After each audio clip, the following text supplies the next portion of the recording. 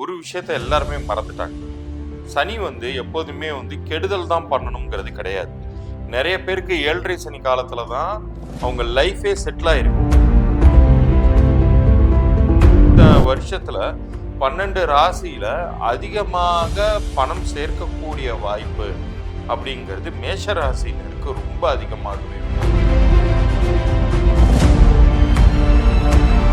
இதுல யாரெல்லாம் middle age குரூப்ல மேஷராசினர் இருக்காங்களோ அவங்க சனியை பற்றி கவலைப்பட வேண்டாம்.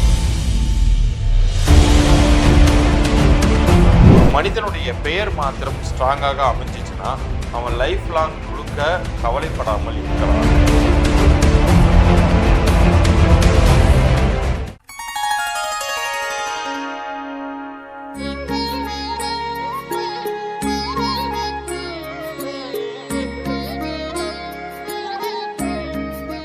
ஸ்ரீ வாராகி டிவி நேயர்களுக்கு வணக்கம். தொடர்ந்து நம்ம சேனல்ல ஆன்மீகம் சம்பந்தமான நிறைய விஷயங்கள் பார்த்துட்டு வரும். அந்த வகையில இன்னைக்கு நம்ம கூட நியூமரோலஜிஸ்ட் சதீஷ் ராவ் அவர்கள் இணைந்திருக்கிறார். வாருங்கள் பேசலாம். வணக்கம் சார். வணக்கம் சார். பொதுவாகவே மக்களுக்கு நிறைய குழப்பங்கள் இருக்கு. என்ன காரணம் அப்படின்னு பாத்தீங்கன்னா, ஒரே வருடத்திலே 4 பெயர்ச்சியும் வருது அப்படிங்கிறது ரொம்ப ரேரான விஷயம். இதுல என்ன குழப்பம் அப்படின்னு பாத்தீங்கன்னா, ஒவ்வொரு பெயர்ச்சியின் போதும் பாத்தீங்கன்னா 12 ராசிக்கான பலன்கள் சொல்றது வழக்கம் தான். ஆனா இந்த வருடம் 4 பெயர்ச்சியும் வர்றதுனால 4 முறையும் ஒரு பலன்கள் சொல்றாங்க. இதுல என்னன்னா மக்களுக்கு நம்ம எந்த பெயர்ச்சி நமக்கான பலன்கள் கொடுக்கும் அப்படிங்கிறதுலயே ஒரு பெரிய குழப்பம் எல்லாமே இருக்கு. முதல்ல ஒவ்வொரு ராசியினருக்குமே இந்த 4 பெயர்ச்சியும் சேர்த்து யார் யாருக்கெல்லாம் நல்லது நடக்கும், யார் யாருக்கு என்ன மாதிரியான விஷயங்கள் நடக்கும் அப்படிங்கிறத தொடர்ந்து நம்ம பேசலாம் சார். அதுல முதலாவதா பாத்தீங்கன்னா, மேஷ ராசிக்கு இந்த வருடம் என்ன மாதிரியான விஷயங்கள், என்ன மாதிரியான மாற்றங்கள் நடக்க போகுது? மேஷராசியை பொறுத்த வரைக்கும் ரொம்ப பெரிய ஒரு நல்ல விஷயம் என்ன அப்படின்னு சொல்லி கேட்டீங்கன்னா, நிறைய பேர் நான் முதல்ல இருந்தே அந்த ஆர்டராகவே போயிடுறேன். ஏன்னா சனி தான் பயிற்சி ஆனிச்சு. மார்ச் மாதம் 29ஆம் தேதி சனி பயிற்சி அப்படிங்கிறது நடந்துச்சு. நிறைய பேர் மேஷராசினரை பயமுறுத்தி விட்டுட்டாங்க. காரணம் 7.5 சனி உங்களுக்கு ஆரம்பிச்சிருச்சு, அவ்வளவுதான், இந்த வருஷம் அடுத்த 2.5 வருஷத்துக்கு நீங்க ஜாக்கிரதையா இருக்கணும் அப்படின்னு சொல்லிட்டு. இதுல ஒரு விஷயத்த எல்லாருமே மறந்துட்டாங்க. சனி எப்போதுமே கெடுதல் தான் பண்ணணுங்கிறது கிடையாது. நிறைய பேருக்கு 7.5 சனி காலத்துலதான் அவங்க லைஃபே செட்டில் ஆயிருக்கும். அப்பதான் வீடு வாசல் வாங்கியிருப்பாங்க, அப்பதான் கல்யாணமே நடந்திருக்கும். என்ன காரணம்னா, ஒரு மனிதன் லைஃப்ல செட்டில் ஆகுறது, குடும்பஸ்தன் ஆகுறது எல்லாமே மிடில் ஏஜ் பார்ட்ல தான் நடக்கும். ஸோ ஒரு ஆஃப்டர் 25 டு டில் ஒரு 50 வரைக்குமே பாத்தீங்கன்னா உங்களுக்கு அந்த ஒரு பொங்கு சனி நிறைய பேருக்கு நடக்கிறதுக்கான வாய்ப்புகள் அதிகம். பொங்கு சனி அப்படிங்கிறது மேக்சிமம் கெடுதல்ங்கிறதே பண்ணாது. ஸோ இதுல யாரெல்லாம் மிடில் ஏஜ் குரூப்ல மேஷராசினர் இருக்காங்களோ அவங்க சனியை பற்றி கவலைப்பட வேண்டாம். இது முதல் விஷயம். ரெண்டாவது, குரு 3ஆம் வீட்டிற்கு வந்திருக்காரு. 3ஆம் வீடு அப்படிங்கிறது உபஜயஸ்தானம் அப்படின்னு சொல்லுவோம். சரி, இப்ப குரு எப்ப பயிற்சி ஆனாருன்னு கேட்டீங்கன்னா, இப்பதான் மே 15ஆம் தேதி தான் பயிற்சி ஆனாரு. அப்ப முயற்சிகளுக்கு இவர்கள் குறை வைக்க கூடாது. எந்த அளவுக்கு இவர்கள் எஃபர்ட்ஸ் எடுக்கிறாங்களோ, போக்கஸ்டான எஃபர்ட்ஸ் எடுக்கிறாங்களோ, அந்த அளவுக்கு குரு இவங்களுக்கு நல்ல பலன்களை தருவார். இன்னும் சொல்ல போனா இந்த வருஷத்துல 12 ராசியில அதிகமாக பணம் சேர்க்கக்கூடிய வாய்ப்பு அப்படிங்கிறது மேஷ ராசினருக்கு ரொம்ப அதிகமாகவே உண்டு. இதுல கூடுதலா இன்னொரு கிரகம் என்ன சேருது அப்படின்னு சொல்லி பாத்தீங்கன்னா, 2 கிரகங்கள், ராகு கேது. ராகுங்கிறது தலை, கேது அப்படிங்கிறது வால். ரெண்டும் ஈர் உடல் ஓர் உயிர் மாதிரி தான். பட் ஆனா அதனுடைய இடங்கள் மாறும். இப்ப ராகுவை பொறுத்த அளவுக்கு லாபஸ்தானத்துக்கு வராரு, 11ஆம் வீட்டிற்கு வராரு. மிகப்பெரிய அற்புதமான லாபங்களை மேஷராசினருக்கு வழங்க போகிறார். பொதுவாகவே ராகுங்கிறது சர்ப்ப கிரகம்.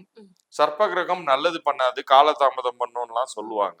ஆனா இந்த வருஷம் மட்டும் பாத்தீங்கன்னா குருவுடைய கண்ட்ரோல்ல ராகு அமைகிறார்.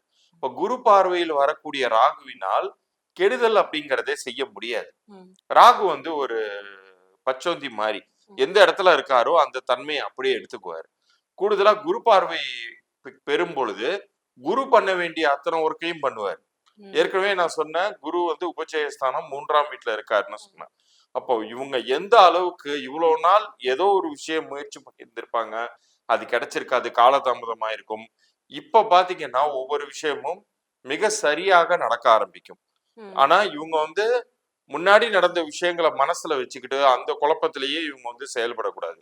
ரொம்ப ஆக்டிவா இருக்கணும். எந்த அளவுக்கு எஃபர்ட் போடுறாங்களோ அந்த அளவுக்கு வந்து நன்மை அப்படிங்கிறத குருவும் தருவாரு, ராகுவுமே தரப்போகிறார். இப்ப கேதுவுக்கு வருவோம். கேதுவை பொறுத்த அளவுக்கு பஞ்சமஸ்தானத்துக்கு வராரு, 5ஆம் வீட்டிற்கு வராரு.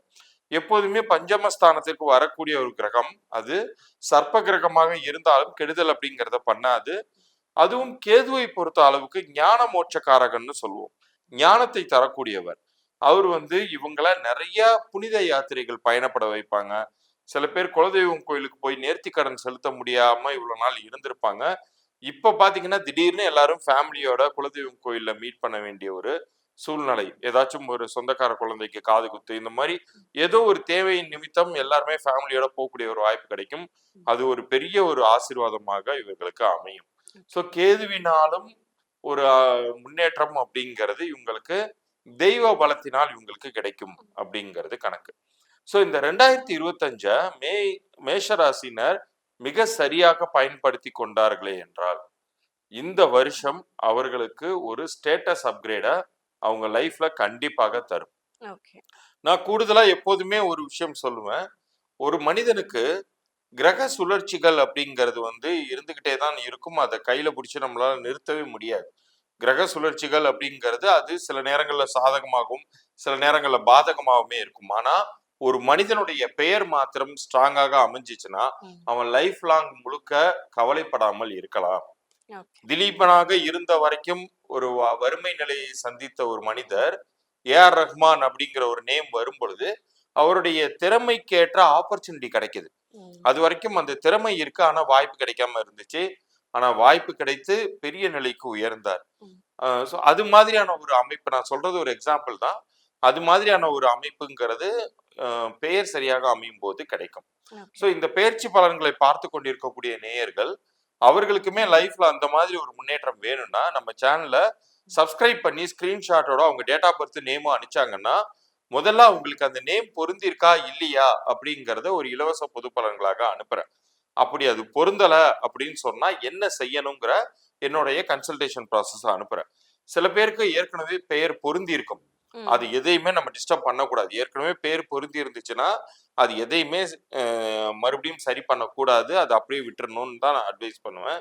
ஸோ இதுல யாருக்காச்சும் பிசினஸ் நேம் செக் பண்ணனாலும் பிசினஸ் நேமையும் அனுப்பிச்சு விடலாம். குழந்தைகளுக்கு ஏதாச்சும் பேர் வச்சிருந்தீங்கன்னா குழந்தையுடைய பிறந்த தேதியும் பேரையும் அனுப்பலாம், இல்ல குழந்தையுடைய பிறந்த நேரத்தையும் தேதியும் அனுப்பலாம்.